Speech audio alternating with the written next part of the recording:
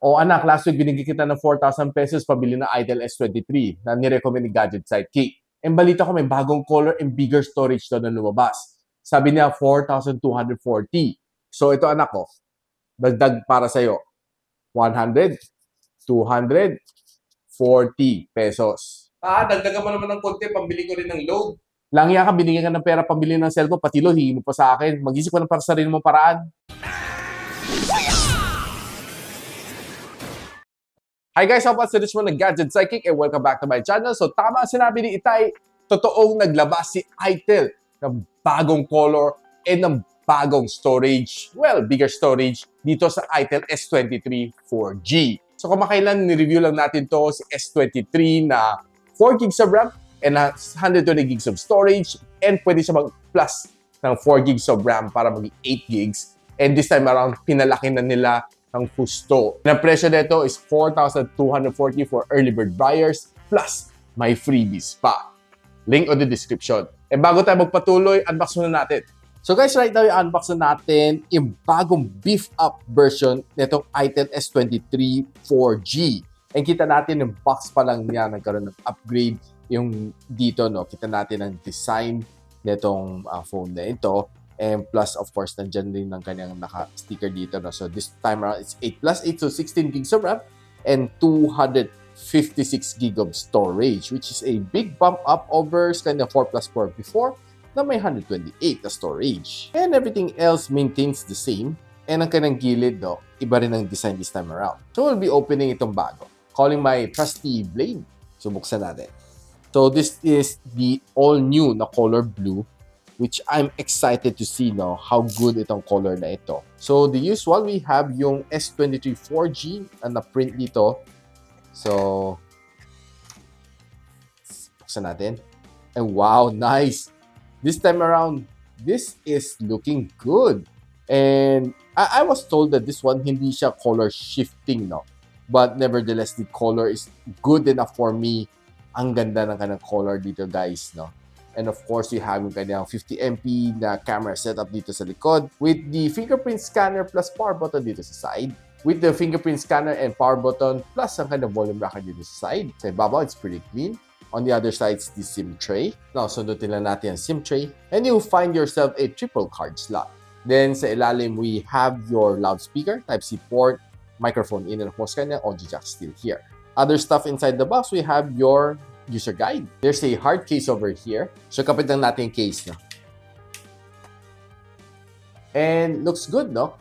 Even though na medyo may pagka-translucent siya, okay, it still looks nice. Then we have your 10 watts charger over here, Type-C cable, and your earphones to round out everything inside the box. Now, pag pinag-side by side natin, itong dalawang version na ito, no? This one is yung kanyang color shifting na version, and this one is yung kanyang bagong sky blue na color. So what's different dito is yung kanyang color, basically. Plus, of course, yung kanyang storage. This one is bumped up talaga sa 16 gigs of RAM up to.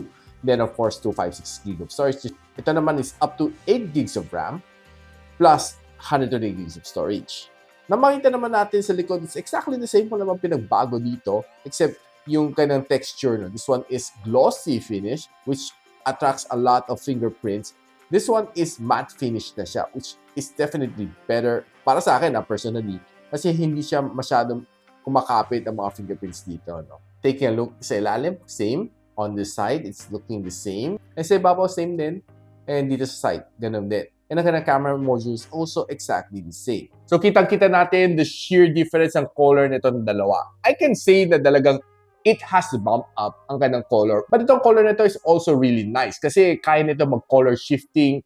And what's nice dito sa kanya is halos pearl white ang kanyang color. Looking very premium. But ako personally, I like itong color nito. Itong sky blue to. It looks very natural. And what's really important sa akin is matte finish ang kanyang likod.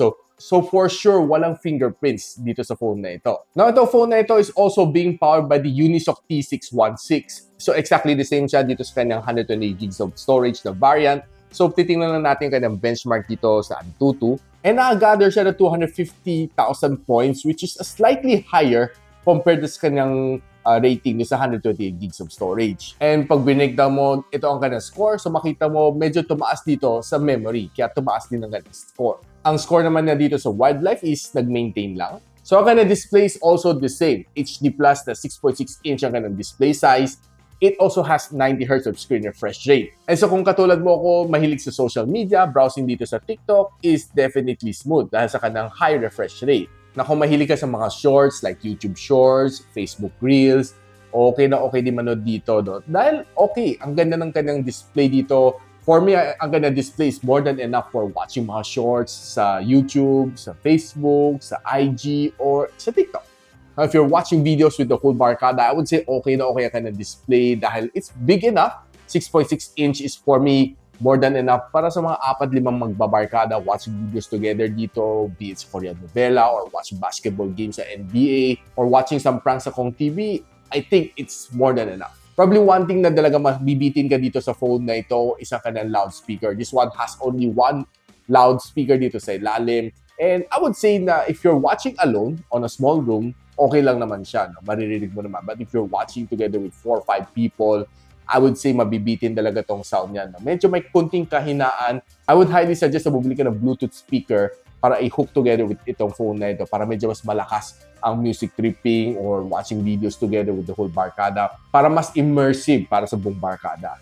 Now, itong phone na ito has 5,000 mAh of battery. So, meaning it's an industry standard. Hindi naman siya mas malaki than mga normal, but it's just ample enough for everyday usage. So if you ask me, kung itong phone na ito magtatagal siya ng one whole day without hitting the charging dock, I would say okay na okay. Kayang-kaya naman na magtagal as long as, well, hindi ka nakababad sa games, okay, kaya naman na magtagal. Now, itong phone na ito supports 10 watts na charging. So I would say, if you're charging from 10 to 100, it takes roughly mga 3 hours. So medyo may kunting katagalan na talaga. So despite na may kunting katagalan siyang mag-charge, ang kanyang battery is tumatagal din. It can give you roughly 16.5 hours na screen on time dito sa phone na ito, which for me, it's definitely makunat. Now, another thing na gusto ko rin dito sa kanya is saktong-sakto ang feel dito sa aking kamay. No? Not too large, not too small.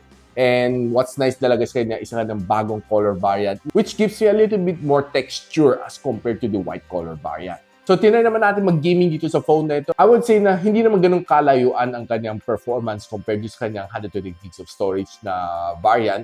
This one, I would say na significantly nag-bump up ng 8 gigs of RAM. But yung gameplay na is almost, hindi naman masyadong nagkakalayo. Almost the same. Mafe-feel mo talaga mga frame drops dahil ang kanyang Unisoc T616 is not really meant for gaming. So, tinry naman natin kumuha ng some shots dito from the rear camera na 50MP. It was able to give me some excellent photos along the way na tinry naman natin tong phone na ito. And I would say na okay lang siya. Hindi naman siya super wow ang kanyang camera dahil kanyang price point is just ample enough for daily usage. I would say na if you're in a hurry taking some shots na gusto mo i-send sa iyong mga kaibigan, okay naman siya. But if you're trying to take some mga photos, sa mga scenery, I would say na, well, so-so lang siya. Don't expect too much from this camera dahil it's more of a entry-level na camera. Now, kung kumukuha ka naman ng pictures using the front-facing camera, I would say okay lang din siya, average lang, it can get the job done, but don't expect too much from its front-facing camera. Now, guys, I would say na itong phone na ito is definitely solid if you're considering buying yung Itel S23 na ang kanyang 120 gigs of storage. Ang kanyang presyo before is $3,999 nung unang release, but right now it's $3,899. And of course, mag-a-add ka lang ng konti, roughly mga 350 pesos and you already have a 256 gig of storage and ang kanyang memory is a lot bigger at another 8 gigs of RAM. I would highly recommend i-flex mo lang konti ang iyong budget para mabili itong higher variant, the Itel S23 4G na may 16 gigs of RAM and 256 gig of storage. So guys, kung gusto na malaman kung saan na pwede mabili ito Itel S23 4G na 256, I'll be linking everything on the description box below. Now, if you like this video, don't forget to like, subscribe, and of course, hit the bell icon para di mo miss mga future uploads here on my channel. And so, ako para si Richmond, and you're watching Gadget Sidekick. What's up? Like and subscribe to my channel. Don't forget to hit that notification bell. For one of my latest uploads, click the dito. And for one of my popular uploads, click here.